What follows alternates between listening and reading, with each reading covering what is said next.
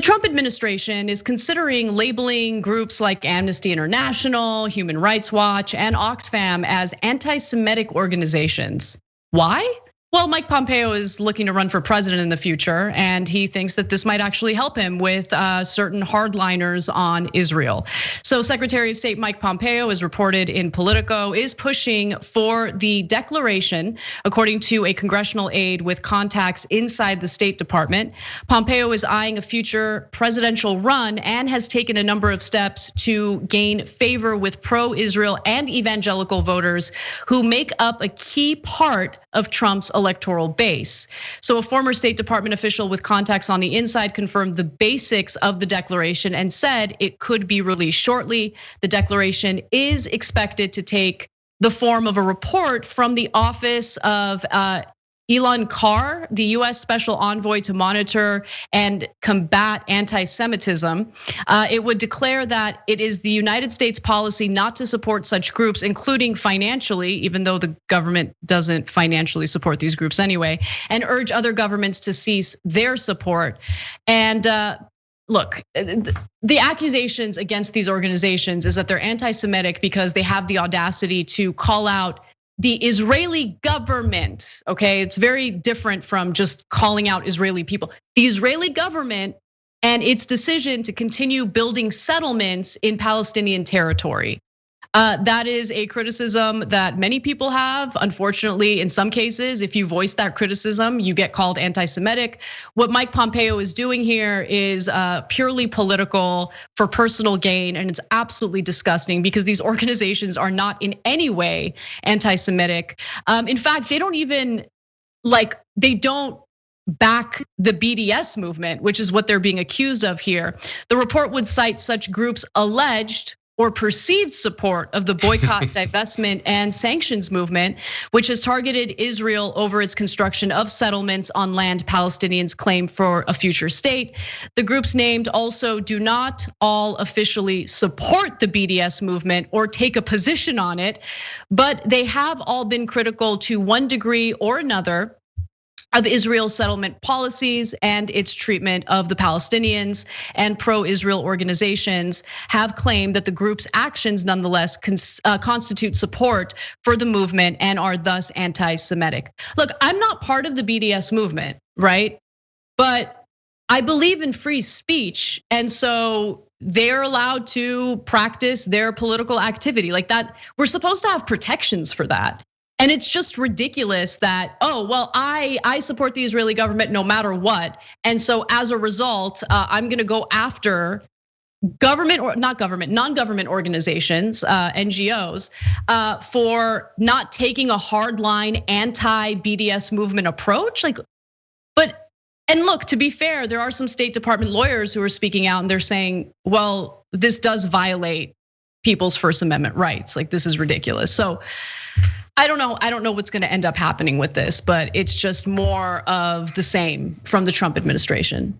Well, it's also hard to overstate just how thoroughly mainstream these organizations are. Like Human Rights Watch is not some, radical left kind of anti-system organization. Like Human Rights Watch has actually been criticized a lot from the left for being kind of like a State Department tool, in like a sort of an instrument for soft power and empire. Like it's not some sort of, they're not like radical lefty underground types. They're incredibly mainstream, kind of thoroughly embedded within the sort of US foreign policy establishment. So like it just shows just how radicalized the discourse around Israel has become in this country in certain circles. I mean, the settlements are a flagrant violation of international law. It's like uncontroversial to say this in any other part of the world. I mean, it is just an obvious and flagrant violation of international law. But it's gotten to the point where any sort of muted, light criticism of the settlements, or even just silence on the support for the settlements, has become evidence of like crypto anti-Semitism or whatever. And it's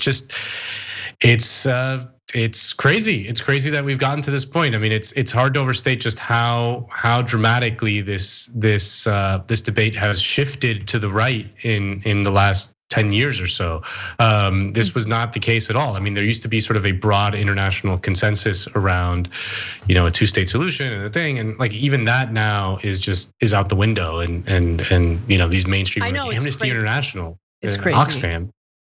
Yeah, in fact, Oxfam released a statement in response to this. Oxfam does not support BDS or call for the boycott of Israel or any other country. Oxfam and our Israeli and Palestinian partners have worked on the ground for decades to promote human rights and provide life-saving support for Israeli and Palestinian communities. We stand by our long history of work protecting the lives, human rights, and futures of all Israelis and Palestinians.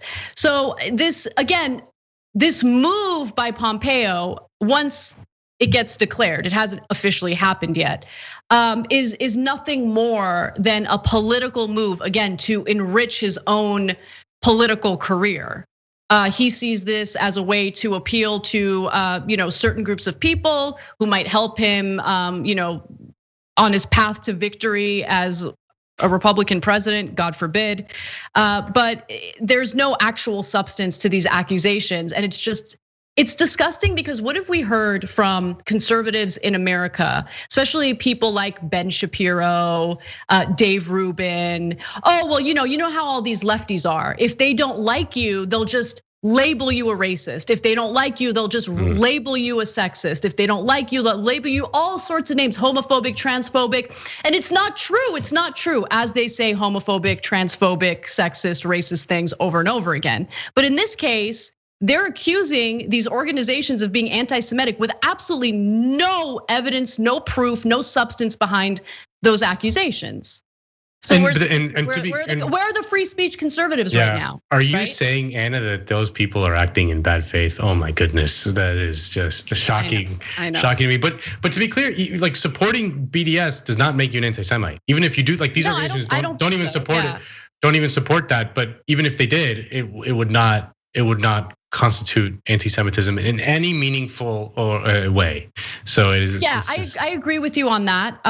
My decision to not be part of that is like I have my criticism of it, but it's not because it's anti-Semitic. I just think that, first of all, boycott movements don't work. We had a long discussion about that on our show.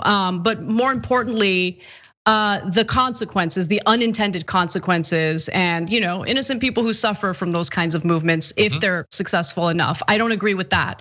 But I don't think being part of that movement makes you anti-Semitic. I think that it's totally justified to criticize the Israeli government and their aggression against Palestinians. Some people might want to twist that as anti-Semitic, but I just don't think that there's any substance to that accusation. Thanks for watching The Young Turks. Really appreciate it. Another way to show support is through YouTube memberships. You'll get to interact with us more. There's live chat emojis, badges. You've got emojis of me, Anna, John, JR. So those are super fun. But you also get playback of our exclusive member-only shows and specials right after they air. So all of that, all you gotta do is click that join button right underneath the video. Thank you.